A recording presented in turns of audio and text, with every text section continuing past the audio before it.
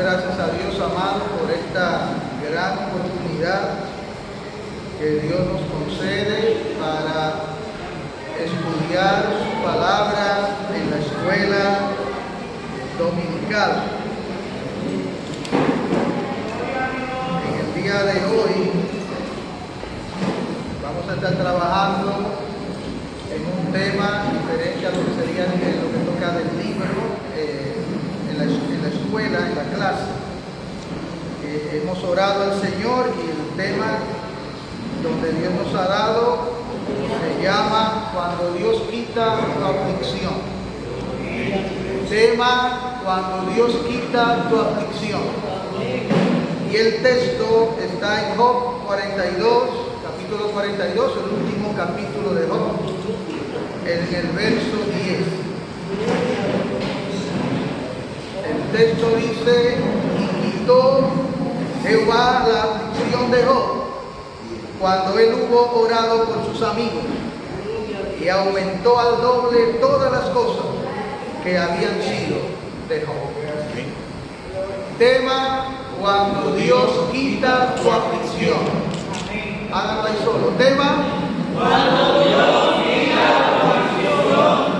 Y el texto es en Job 42:10. Texto: y quitó Jehová la aflicción de Job cuando él hubo orado por sus amigos, y aumentó al doble todas las cosas que habían sido de Job. Job 42:10. Si ustedes se fijan, el texto está dividido en tres partes.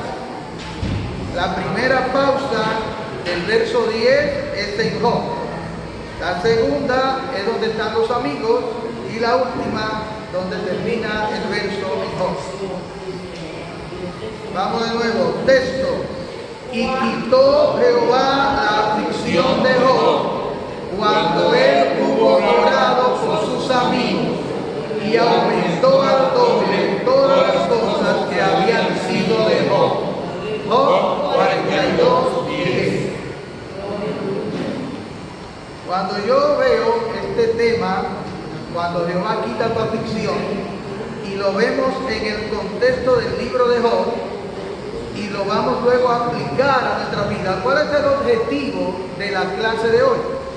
Es que nosotros aprendamos a través de la palabra cómo Dios permite la aflicción, cómo Dios nos transforma a través de la aflicción, y cómo Dios tiene condiciones para quitar la aflicción. Oiga el objetivo es que nosotros veamos que Dios permite la aflicción, y en algunos casos Dios la diseña, no solo que la permite, pero también que veamos cómo Dios, a través de todas esas cosas, espera una respuesta de nosotros también para poder quitar la aflicción, y cómo Dios tiene un propósito clave para moldearnos y transformarnos a la imagen de Él a través de la aflicción. Entonces, ahí mismo en Job 42, nosotros estaremos viendo una lectura en Santiago, otra en Pedro y otra en Hebreos, que tiene que ver con la clase. Pero vamos primero en Job. En Job 42, vaya alguien de ustedes y léame los dos primeros versículos, el verso 1 y 2 de Job 42. Respondiendo Job a Jehová y dijo: yo conozco que todo lo puedes. Y que no hay pensamiento que se esconda de ti. Amén. Ustedes saben que nosotros en esos versículos que la hermana Sunil acaba de leer, ya Job le habían hablado tres amigos. Bueno, que no le hablaron de la mejor manera. Y había hablado a un joven que se llamaba Eliú, que estaba luego de los tres amigos, pero que estuvo en la reunión. Y luego de eso, de Eliú, vino y habló Dios con Job. Entonces Job responde a Jehová. Fíjese que el verso 1 del capítulo 42 dice: respondió Job a Jehová. Pero ya Dios había traído varios capítulos hablando con Job, tratando de hacerle entender que el que sabe es Dios. Por más que nosotros supongamos que sabemos, el que sabe es Dios. El que sabe el cuadro completo es Dios. A veces nosotros estamos enfocados viendo la nariz de la foto, pero Dios está viendo la foto entera. Y a veces nosotros empezamos a juzgar por donde estamos mirando, pero nosotros ignoramos el aspecto completo del cuadro. Y Job, cuando Dios entonces es el último que habla con él, que Dios le dice, cíñete y yo hablaré y tú me vas a oír. Y Dios empieza a hablarle a Job de todo lo que Dios ha hecho. Y Dios le hace alguna pregunta y le dice, ¿dónde tú estabas cuando yo creé tal cosa? ¿Qué estaba Dios buscando en Job? Dios estaba buscando que Job entendiera que él no lo sabe todo, Job, sino que Dios lo sabe todo. Y que en Dios no hay despropósito. Él tiene un propósito en la vida de sus hijos. Y lo que Dios permite o lo que Dios diseña es con un propósito. Y este propósito es bueno. Como él dice en Jeremías, dice, yo sé los pensamientos que tengo acerca de vosotros. Pensamientos de bien y no de mal, para darles el fin que ustedes esperan. De tal manera que Dios a través de la historia de Job nos está enseñando que aunque en un momento dado la cosa se vea rara, va a terminar bien. No sé si me están entendiendo, porque Él es el que tiene el control. Y a Dios nadie le quita el control. Y Dios no le da el control a nadie. Él tiene el control. Entonces, cuando nosotros estamos afligidos, nosotros solemos sentirnos mal. ¿Quién puede decir, me gusta la aflicción? Casi nadie va a decir eso. O que alguien diga, bueno, qué bien que le estoy pasando difícil, me alegro. No, es muy difícil. Entonces, en medio de la aflicción, a veces se empieza a notar lo que en realidad somos. O cosas que tenemos que hay que trabajar, que si no tuviéramos la aflicción no se verían. Entonces Dios permite aflicciones o diseña aflicciones para perfeccionarme a mí y a ti, para que lleguemos a la estatura de Cristo. Cristo pasó aflicción y dice la Biblia que cayó como un cordero, fue llevado al matadero. Ahora yo les preguntaría a ustedes, ¿quién era más puro que Cristo? En la tierra nadie. ¿Quién había hecho mejores bondades que Cristo? Nadie. Y sin embargo, aunque Él estaba siendo injustamente castigado, Él no abrió su boca. Puede ser que alguno de nosotros justamente estemos padeciendo. Y sin embargo, sea que estemos padeciendo justamente o injustamente, el modelo en la Biblia es que no debo abrir mi boca. Debo aprender a ir donde Dios, en medio de mi aflicción. Y cuando Dios termina de dar su discurso a Job, Job entonces le responde, miren el verso 2 del capítulo 42. Yo conozco que todo lo mueve. Es decir, que Job estaba aprendiendo la lección. Estaba conociendo ahora a Dios de una manera más amplia de la que él había conocido.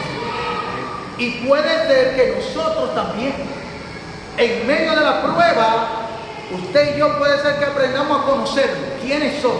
Porque a veces podemos tener un concepto más alto de nosotros que el que debemos tener. Y hasta que la prueba no se da, usted sigue y yo sigo pensando que somos mejores de lo que en realidad no somos. Job tenía un buen concepto de él, pero el que tenía el mejor concepto de él era Dios, porque Dios fue el que le dijo a Satanás, mi siervo Job, un hombre que es íntegro, en la línea. Sin embargo, Dios también había diseñado esta prueba para trabajar algo en la vida de su amado hijo. Y eso también Dios lo hace con nosotros.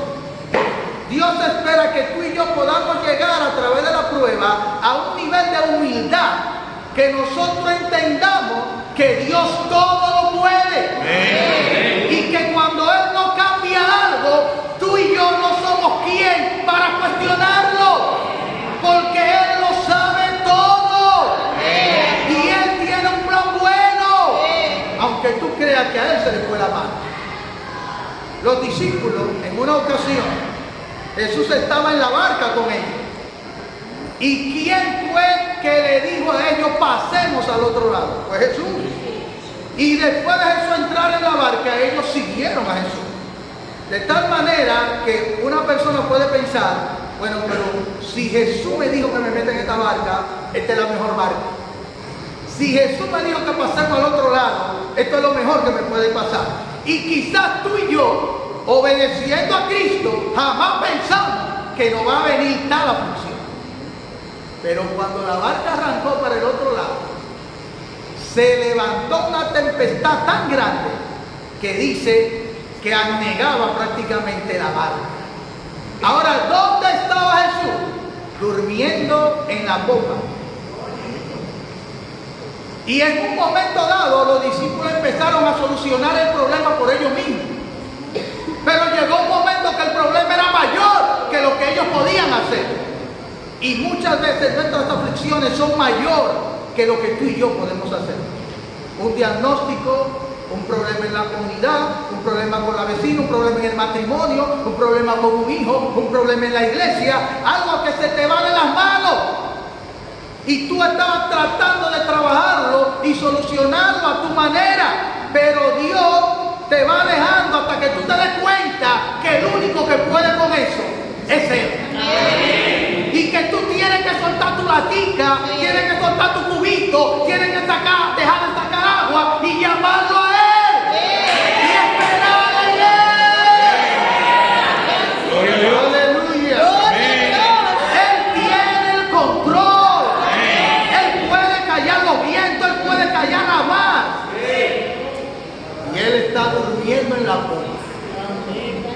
Los discípulos le dijeron a Jesús, fueron a despertarlo, pero oiga cómo fueron a despertarlo. Maestro, tú no tienes cuidado, vamos a perecer. No sé si ustedes me están entendiendo. Ellos saben que este es el Cristo, el Hijo del Dios viviente.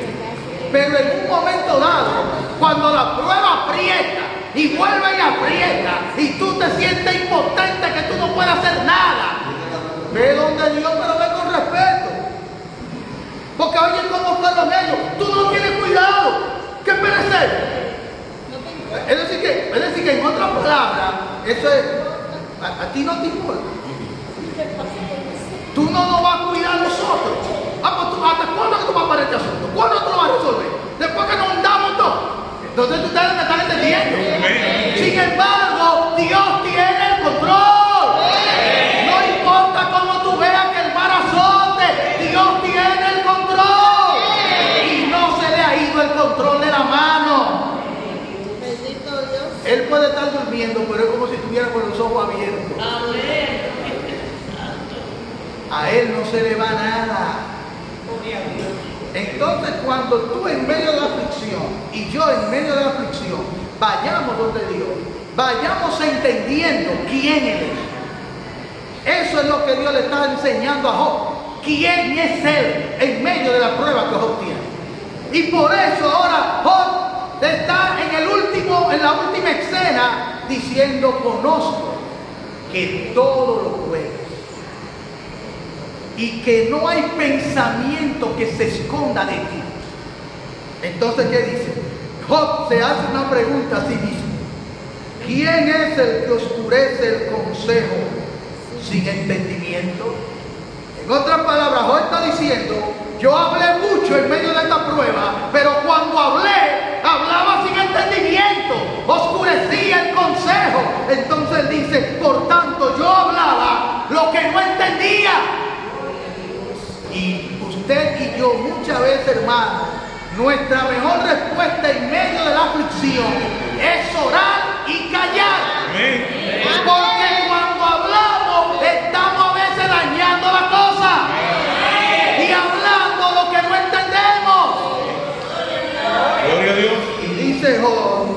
cosas demasiado maravillosas para mí que yo no comprendía.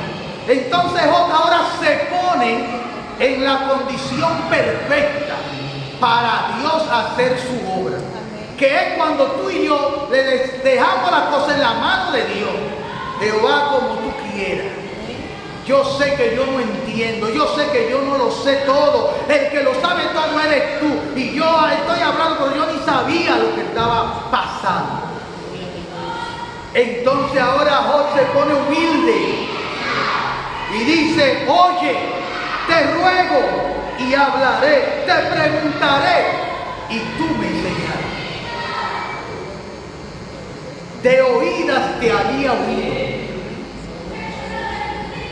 mas ahora mis ojos te ven. A veces, por más años que tengamos el Evangelio, hay situaciones que no le cuadran.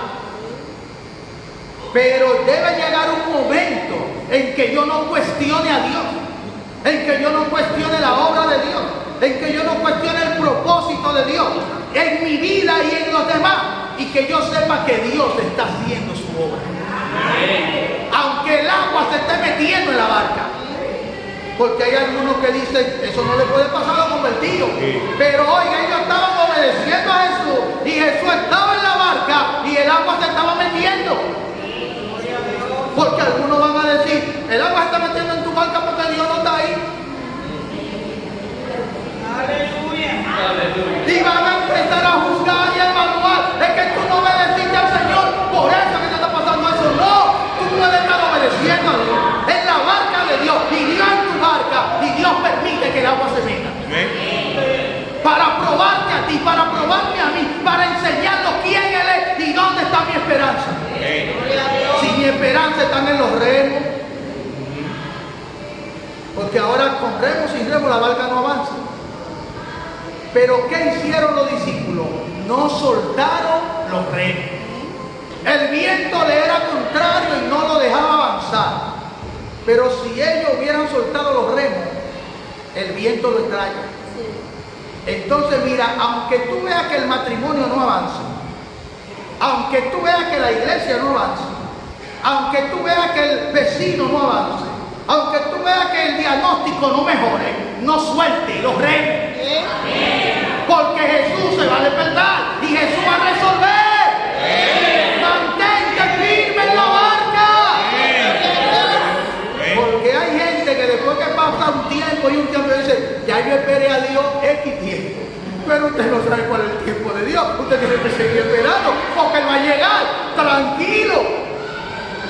Y Job concluye diciendo: por tanto me aborrezco y me arrepiento en polvo y ceniza. De tal manera que tú y yo debemos llegar al nivel de que si en medio de la prueba fallé hablando o cuestionando a Dios, yo debo pedirle a Dios perdón y arrepentirme. Señor, perdona, yo hablaba lo que no entendí. Señor, yo me arrepiento. Habla y enséñame. Lo que tú digas es lo que yo voy a hacer. Amén. Y yo quiero que ustedes vayan al verso 7 de Job 42 y me lea el verso 7, por favor. Y aconteció que después que habló Jehová estas palabras a Job, Jehová dijo a Elifaz temanita: mi ira se encendió contra ti y tus dos compañeros, porque no habéis hablado de mí lo recto, como mi siervo Job. Amén. Oiga, estamos en el último capítulo de Job. Los amigos de Job, los tres amigos, habían hablado mucho, pero nadie sabía hasta que llegamos a este versículo qué opinión tenía Dios de los tres amigos. Entonces ahora Dios dice: Elifaz, mi ira se encendió contra ti y tus dos compañeros, porque no hablaron lo recto acerca de mí. Yo quiero que, si una lección te quede claro en la clase de hoy, es que Dios está pendiente de que tú y yo hablemos lo recto Él. Que no podemos hablar como nosotros se nos ocurra. Porque Dios es santo. 3 veces santo. Él es perfecto. En Él no hay despropósito. Entonces tú y yo tenemos que tener cuidado. ¿Cómo hablamos de Él?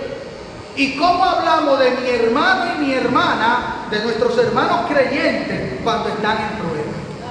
Porque uno a veces se vuelve ligero y empieza a hablar lo que uno no sabe. Pero Dios está pendiente de lo que estamos hablando.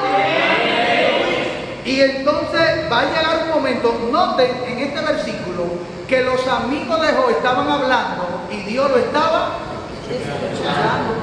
¿Y cuándo Dios se metió en la conversación? En ningún momento. Es decir, que a veces Dios nos está dejando avanzar en lo malo, pero no significa que estamos bien. Ni significa que Dios está apoyando lo malo, pero Él tiene el control. Y cuando llegue el momento, Él lo va a jalar por la oreja y lo va a alinear. Porque Dios es justo. Y cuando Dios le dice a ellos, mi ira se encendió contra ti, mire, eso no es fácil. La ira de Dios, Dios le dice a ellos 3 veces. Yo tuve paciencia esperando. Porque estaba mal y Dios no estaba de acuerdo, pero lo dejó y dejó que la conversación siguiera y siguiera. Y dice la Biblia que en el verso 8 Él dice, ahora pues, tomen 7 becerros y 7 carneros y vayan a donde mi siervo Job y ofrezcan holocausto por ustedes. Y mi siervo Job orará por ustedes, porque de cierto a él atender, para no trataros afrentosamente, por cuanto no habéis hablado de mí con rectitud, como mi siervo. ¿Qué significa que Job habló con rectitud de Dios? Oiga, en medio del problema, nunca deje de ver a Dios como Él es. Aunque a usted le pisen el callo que más le duele, Dios es un Dios bueno. Aunque usted no consiga trabajo, Dios es un Dios bueno. Aunque los vecinos se parezcan que están ganando en contra de usted, Dios es un Dios bueno. Usted nunca puede dejar de hablar de Él como Él es. Aunque le está yendo mal, pero Dios es bueno. Aunque parezca que los enemigos van ganando, usted dice, Dios es bueno. Entonces Dios ve que usted sabe que Él es bueno. Y a Dios le agrada que usted y yo en medio de la aflicción hablemos de Él rectamente. Nunca que pensemos de Él de mala manera, ni que Él se complace en lo malo, porque Dios no puede ser tentado por el mal, ni Él tienta a nadie. Y yo quiero que ustedes sepan que ahora aquí hay una pruebita para Job. La pruebita para Job es orar por sus amigos, por lo que le hablaron mal, por lo que lo juzgaron mal, por lo que le arrancaron en medio de su dolor. Y ahora Dios está aquí trabajando a los 2 grupos. Trabajando a los 3 que no hablaron recto, pero trabajando a Job. Porque Él está buscando que el corazón de Job esté sano. Porque cuando el corazón se daña, aunque por fuera de un momento no se vea, se pierde la comunión con Dios. Y por eso la Biblia dice, sobre toda cosa guardada, guarda tu corazón. Porque de ahí es que emana la vida. Entonces tú no puedes dejar que por tu esposo, por tu esposa, por tus hijos, por el vecino, por el problema de la iglesia, tu corazón se dañe. Y tú desees el mal para el que te hizo mal. No, tú tienes que bendecir. Jesús dijo, bendigan a los que los maldicen. No solamente saluden A los que ustedes aman, también saluden a los que ustedes... No, ¿qué ustedes hacen de malos pecadores? También saludan a los que los saludan. Entonces, la meta de Dios es que nosotros reflejemos su gloria. Y el reflejar su gloria es tener las actitudes que Él tiene, la conducta que Él tiene, parecernos a Él en lo que hacemos. Dios no trató a Satanás de una manera vengativa. De hecho, Satanás tuvo bastante tiempo en el cielo después que se rebeló.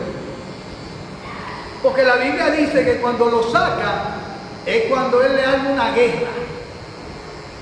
Satanás y sus ángeles armaron el lío ellos, porque Dios sabía en lo que estaba Satanás y no lo sacó. No sé si ustedes me están entendiendo.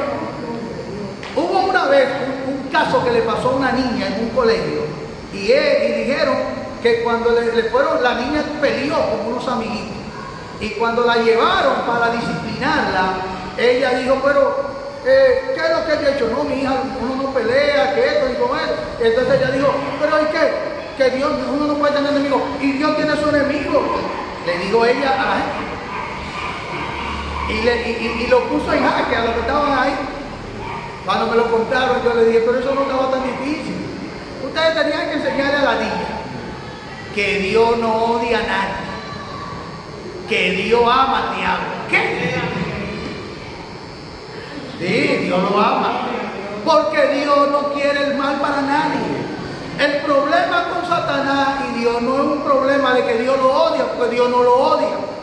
Dios no puede odiar a nadie, porque su naturaleza es perfecta. Dios nunca se daña. No sé si me entienden. Tú y yo podemos cambiar, Dios no cambia. Entonces, ese asunto hay gente que ha interpretado a veces mal esa disputa. El problema de este asunto es Satanás. Dios no tiene problema. Porque el que se encendió y dejó la verdad fue Satanás. Y el que armó el lío en el cielo también fue Satanás. Y note cómo una gente se puede dañar a sí mismo, que teniendo el mejor líder. ¿Quién puede tener un mejor líder que Dios? ¿Quién puede tener una mejor iglesia que el cielo? Y ahí va a ser un líder. Eso es para que ustedes vean lo que es el problema de usar mal la libertad y no someterte en el lugar que te toca. Siempre estamos siendo probados en qué lugar me toca. Si creo que me toca en otro lugar, ¿qué yo tengo que esperar? Que Dios me lo dé. Porque si es para mí, Dios me lo va a dar. Sin yo hacer trampa, sin yo engañar. Si es para mí, de Dios, Dios me lo va a dar. Tú no tienes que hacer nada. Dios te lo va a dar. Ahora, si Dios no te lo da, tranquilo, ¿qué tú tienes que hacer? Celebrar y gozar porque tú estás. Amén. Gloria. Aleluya. Gloria a Dios. Eso no es tuyo. Déjale a Dios. ¿Quién que reparte Dios? Tranquilo. Y muchos problemas hay en el mundo porque tú quieres lo que no es tuyo. O quieres lo que Dios te va a dar cuando Dios no te lo ha dado todavía. Amén. Espera en Él, porque aún me de alabar. Entonces, estos amigos de Job no fueron fáciles. Y Job ahora tiene esta prueba. Tiene que orar por él. Usted puede orar de la boca para afuera o puede orar con un corazón que Dios ve que de verdad ve. Y Job le manda esta pruebita. Dios le manda esta pruebita a Job. Y mire lo que dice el 9. Léame el 9 de Job 41. Fueron pues Elifaz, Temanita, Bildad, Suita y Sofar, Naamita, e hicieron como Jehová les dijo, y Jehová aceptó la oración de Job. Oiga bien, esa palabrita que se ve ahí tan sencilla, Jehová aceptó la oración de Job, significa que Job oró con un corazón limpio, perdonando de corazón a los que le habían hecho daño. Pero eso también indica que a veces yo y tú podemos orar, tú y yo, y Dios no aceptarlo, porque está diciendo que Dios la aceptó. Es decir, que podía Dios haber rechazado la oración. Ahora, ¿cómo Él la rechaza? pasa? Porque no está siendo sincera, no está siendo sana. Es una oración enferma. En realidad tú dices, Señor, bendícelo, pero tú quieres que Dios lo mate. Y Dios ve en el corazón que tú quieres que lo mate. Y tus palabras no son más fuertes que tu corazón. Dios oye primero el corazón antes que tus palabras. Por lo tanto, lo primero que Dios ve es cómo está dentro antes de verlo de afuera. Entonces Dios vio que Job había salido. No solo la llaga, sino adentro. Porque qué duro es cuando tú estás pasando el momento difícil que alguien venga a cuestionarte y tú sabes que tú no has hecho nada. Y se riega una mala fama tuya, pero tú sabes que tú no has hecho nada. Pero oye bien, tú tienes un problema que tú tienes que cuidar tu corazón. Porque tú sabes delante de Dios que tú no has hecho nada. Pero tu corazón se puede dañar. Porque tú dices, oye, me están hiriendo, me están tratando mal, me apartaron, me rechazaron y yo no he hecho nada. Entonces ahí es que tengo que ir donde Dios. Señor, guarda mi corazón. Señor, perdona lo que me están haciendo. Esteban, cuando le estaban entrando a pedrar, dijo, Padre, no le tomes en cuenta a estos hombres su pecado.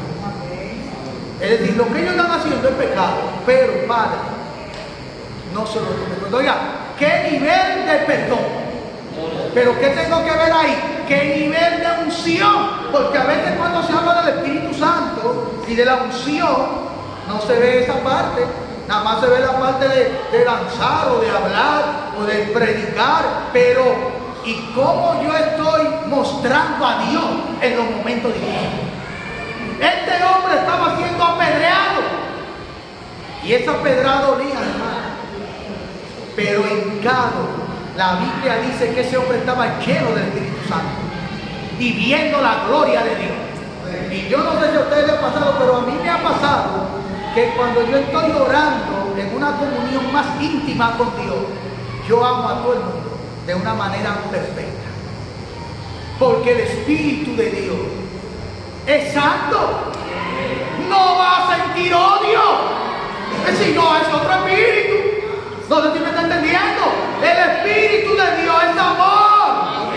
Los frutos del Espíritu son mansedumbre, dominio propio, fe, templanza. Él no es como la carne. La carne trae disensión, pero Él no. Él trae paz. Él trae perdón. Entonces Esteban está siendo apedreado, pero se ve el fruto genuino de una vida llena del Espíritu Santo. Porque Él los perdona y le dice a Dios, mira, en el librito que tú anotas, no se lo anote. Esteban se estaba yendo con un corazón limpio, transparente, directo para el cielo. Ojalá que nosotros, en el momento que nos toque irnos, no haya nada en el corazón.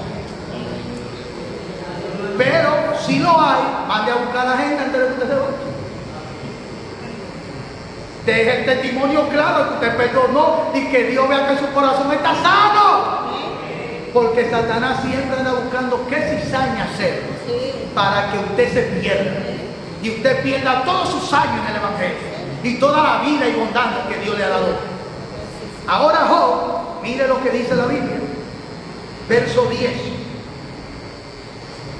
Y quitó Jehová la aflicción de Job. ¿Cuándo la quitó? Cuando él hubo orado por sus amigos y aumentó al doble todas las cosas que habían sido de Job. Note que la prueba última que Jehová le pasa a Job, detrás de esa prueba estaban todas las bendiciones. Era ahí, si se quemó ahí, se quemó. ¿Me estás entendiendo? Este es un examen donde esta pregunta vale 50 puntos. Aunque tú la tengas más buena, te va a quemar. Porque esta es la que más vale. después de la prueba. Entonces ahí dice el verso 9, donde terminamos ahorita, que Jehová había aceptado la oración de Job. Y luego de ahí Jehová quitó la aflicción. Le quitó la prueba y entonces lo bendijo. Claro, ¿por qué la prueba más fácil? Parecía, ¿verdad? Parecía, pero se ve que parece que... Ustedes saben que Job no tuvo 2 días en eso, fue mucho tiempo. Y el corazón Dios lo está probando. Para asegurarse que esté sano. Y humilla a los 3 varones. Pero a Job, para que no coja cuadre, porque ellos 3 Dios los manda a poner. Pero porque los manda a poner, él le da a Job, tú no eres mejor. Tú tienes que perdonar a ellos. Entonces Dios trabaja en el corazón de Job. Y entonces Job, dice, ya Job estaba vida. Porque acuérdense que Job ya había dicho, yo me arrepiento en polvo y ceniza. Ya Job estaba como una masa fácil de doblar. Y esa masa ya estaba lo que tú quieras, Dios. Yo lo perdono. Yo lo perdono a cada uno de ustedes. Olvídense de lo que pasó y lo abraza. El verdadero perdón hace que la relación vuelva a ser igual como era antes. Porque hay personas que dicen, yo perdono, pero no olvido. Pues yo perdono, pero ya no te puedo tratar igual, porque tú sacaste ese padre y tú me ibas a matar. Pero si tú perdonas y el corazón está sano, la relación debe volver como antes. A veces con mi esposa, cuando nosotros estamos hablando de eso, y pasa cualquier cosa, entonces que yo hablamos del perdón entre nosotros, yo le digo, tiene que darme un beso. Ahí es donde se completa el asunto, un beso de la verdad. Entonces ahí, ¿por qué? Porque la cosa tiene que volver tranquila al nivel de hermana tu hija. Amén. Sabe que yo pasé por una situación muy difícil hace unos años atrás. Y yo tenía a esa persona en el corazón. Esa era la verdad. Y el Señor me decía, tienes que orar por fulano. Tienes que orar por fulana. Pero yo me resistía porque para mí era difícil, porque me sentía herida, dolida. Y pasé un tiempo en esa dificultad, esa lucha. Hasta que un día yo dije, bueno, Señor, yo no puedo seguir así. Entendí que no podía seguir así. Y tuve que orar por esa persona. Y ahí fue que el Señor sanó mi corazón, sacó eso de mi corazón. Tuve que orar por ella y a 2 años me dijeron que en ese tiempo esa persona estaba pasando por una enfermedad de muerte. Y la persona se sanó. Yo no sé con cuál oración fue, pero la persona se sanó. Amén. Y sanó mi corazón. Amén. De ahí en adelante yo le doy gracias a Dios que mi corazón se sanó y no Amén. limpia me siento. La gloria sea para Dios. Amén. Y así es que tiene que pasar con nosotros, hermano. A veces en el camino se nos pega el polvo, pero tenemos que limpiar el polvo. Porque no podemos llegar sucios a la presencia de Dios. Y miren a Job en el verso 11. Y vinieron a él todos sus hermanos. ¿Qué más? Y todas sus hermanas, Y todos, los que antes le habían conocido, y comieron, con él pan en su casa, y se, cuando dieron de él y le consolaron. de todo aquel mal que Jehová había traído sobre él. Cada uno de ellos le dio una pieza de dinero Y y un un anillo. anillo de oro. Una bendición ahí. Y oiga, y miren ahora el 12. Y bendijo Jehová el postrer estado de Job más que el primero, porque tuvo 14,000 ovejas. Él antes tenía 7,000. Todo fue al doble.